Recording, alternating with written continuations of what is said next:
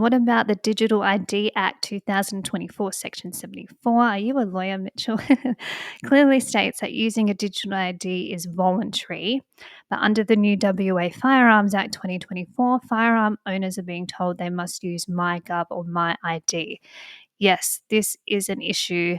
And when the consultation paper came out, that was something that I wrote in my submission in relation to the digital copies of not just our IDs, but our private health records. All of this will be stored in a digital database. And after what they did, they doxed us, remember? They gave our addresses to the press, who published it on the front page of that newspaper. So can we trust the state to not only hold that information, but use it responsibly when past behavior is a pretty good representation of future behavior. So I did raise that as an issue in my submission about this. I see now there are things going on in the Northern Territory where the Northern Territory Firearms Branch has requested photos of all of the guns that the Northern Territory folk own to be stored in that digital database. They did the same thing in WA before they brought out the lever action bans, remember? They were asking you to submit photos, and then they went through those photos and decided what ones to ban. So there is a question about, do you have to provide that information? And that was another thing that the Territory firearm owners were contesting with. They hadn't received official letters from the police saying that they needed to do this.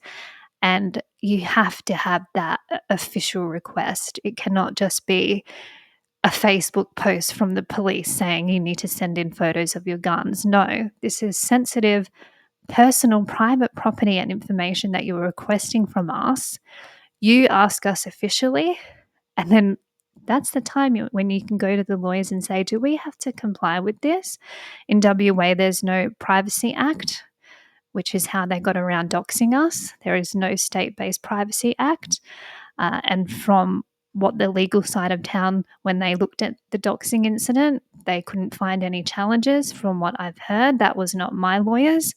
I might put it on the agenda to ask them, because another shooting organisation put that advice out publicly, but they didn't release the actual advice. So was it just a phone call between a lawyer mate, or was it a proper legal process where you pay big money to get the official advice? So I might put that on the agenda. If my lawyer's watching, can you please write that down? And this is the other thing, the scary thing that came out from the Northern Territory Firearms Branch, who were asking people to send in photos of their guns, was that it's all traced back to the National Firearms Registry that the federal government is rolling out. And part of the conditions of states and territory governments getting funding from the federal government was that they needed to look at all the data in their firearms registries and make sure they are up to date, because they do not want the National Firearms Registry to be full of junk data. And a lot of these registries are. When I worked for SSAA National, the number of people who would contact us and say, I just had a visitor from the police who were coming to check my storage, make sure I was complying, which, by the way, when I tell Americans about this, that the police can come and enter our properties without any notice to check our firearms storage requirements to make sure we're complying. Property rights, again, we have no property rights in Australia. We have to forego them to keep our guns. This is something that just blows the minds of the American people, because liberty is something that is ingrained in them, and that's why I love the US so much. Liberty and freedom. But yes, so the governments at the moment are preparing their state and territory registries for this National Firearms Registry. And once again, if you look at the data, you look at how much these registries cost and the public safety benefit, it does not exist. Canada, they had a long arms registry, cost, I think it was even approaching billions of dollars, still was not accurate or up to date or usable. And they ended up abolishing the whole thing because it was too hard, too expensive, and they couldn't get the data right. So I'm very against registration.